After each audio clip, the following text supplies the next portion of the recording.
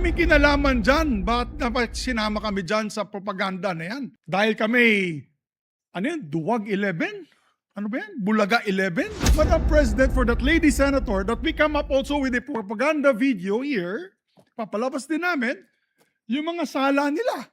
Oo, kung ano-ano, hindi naman kami ganyan. To gain views and publicity, walang ganyanan. Kung galit po kayo, magsalita po siya dyan, mag-aalis siya sa gobyerno niya, mag-aalis siya sa kapatid niya, burahin niya kapatid niya. Kung nakikinig ka, narinig mo yung idea, ikaw ba'y sumang-ayon na? Dahil narinig mo, I have never been in favor of chacha. Charter change? Never.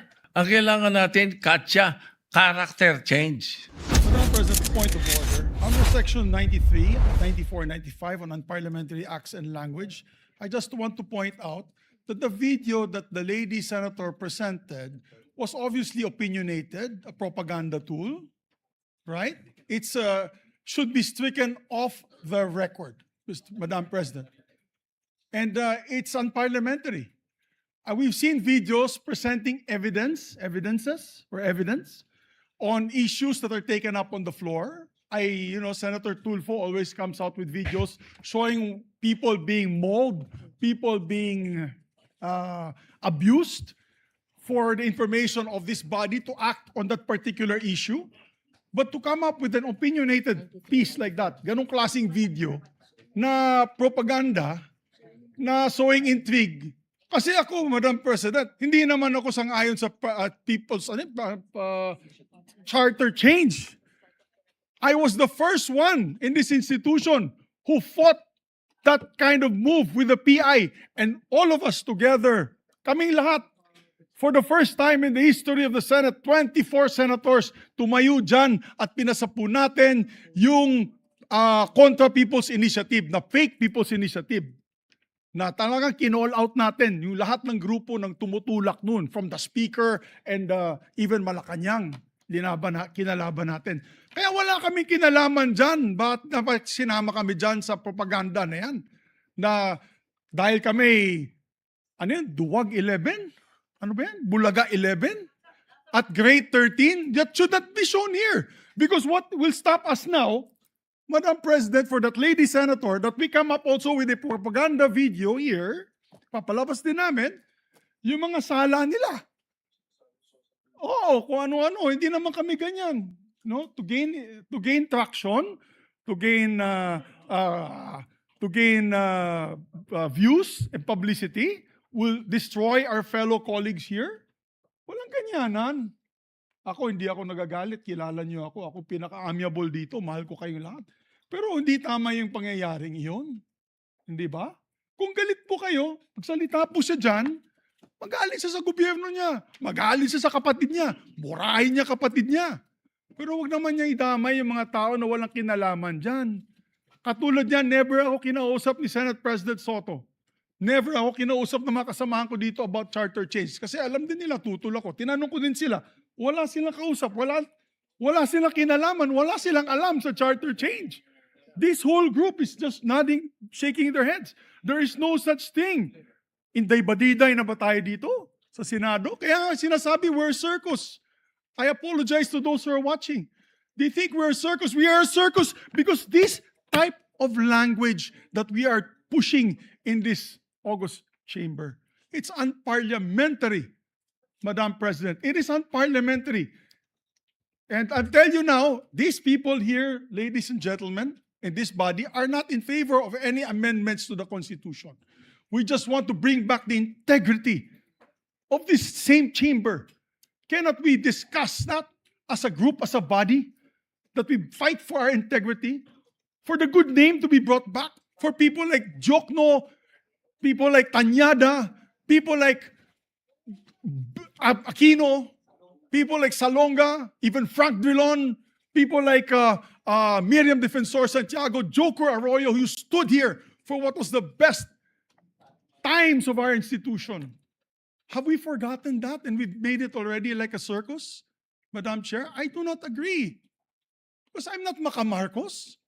I'm not, so when you come up with a propaganda tool like that, hitting all of us, it makes us look that we are nasa panig po kami ng mali at nasa panig po kami ng mga demonyo. Diba? May panindigan po kami lahat dito, Madam President. So therefore, you can see my passion on this. I move to strike the horrible propaganda video off the records of this great institution, Madam President.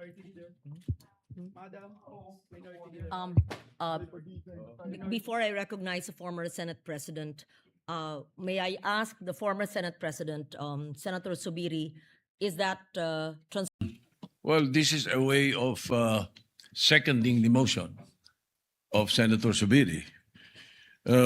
First of all, the presentation, or what we call the editorial video that we witnessed, yes. I would like to take exception of my being mentioned there. Parang lumalabas na parang lahat ng narinig nila or nakikipag-meeting sa akin ang speaker o kung sino pa, parang pumayag ako. Sana tinanong nila yung source nila, pumayag ba ako? Yung mga binabanggit na idea, I did not even mention it to any member of the Senate. Tungkol doon sa mga ideas of, let's say, a regional Senate and all that. Ito mga idea ng mga tao to eh. Di ba? Kung nakikinig ka, narinig mo yung idea, ikaw ba'y sumang-ayon na? Dahil narinig mo? For example, in my case, I have never been in favor of Chacha. Charter change? Never. From the day I became a senator up to the present, ang dami namin pinagdaanan dyan.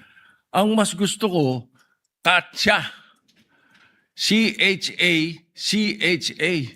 not charter change. Ang kailangan natin, Chacha, character change.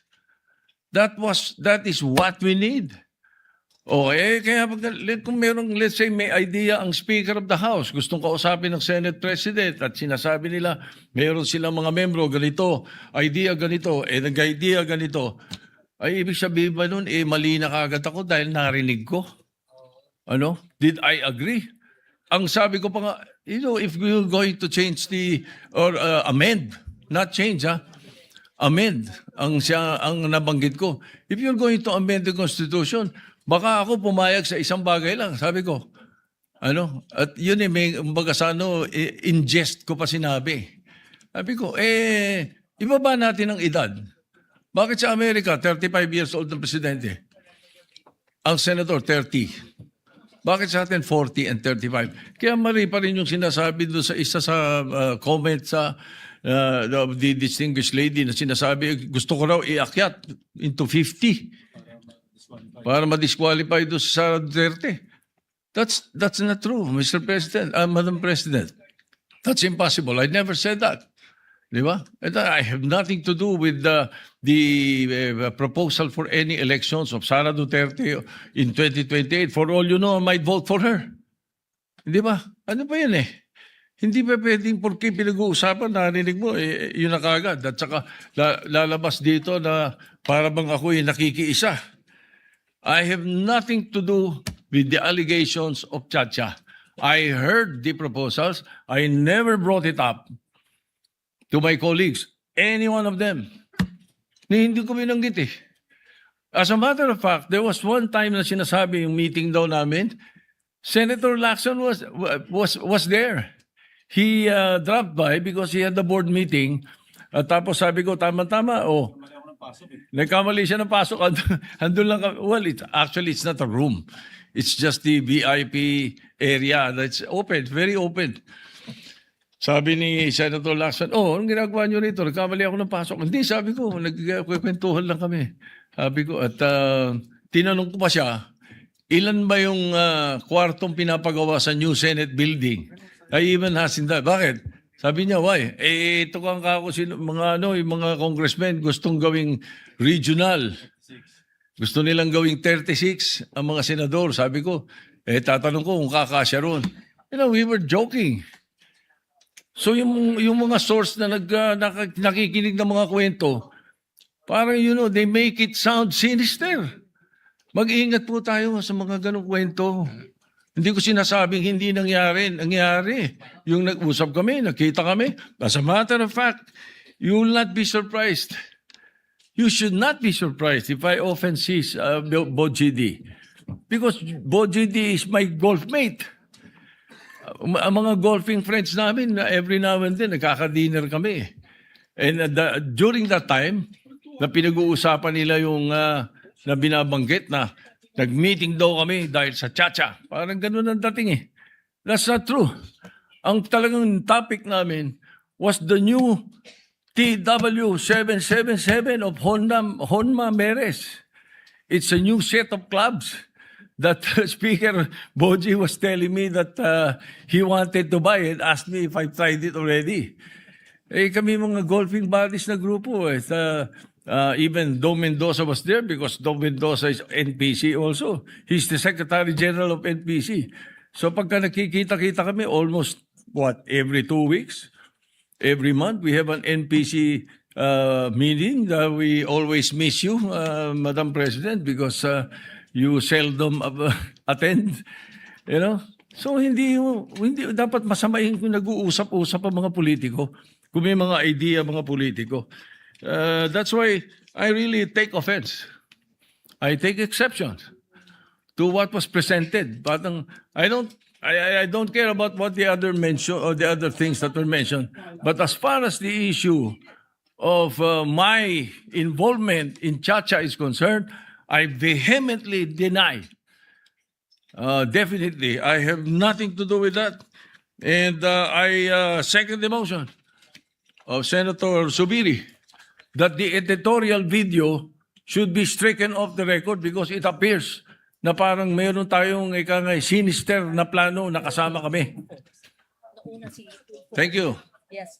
Madam President. Thank you very much.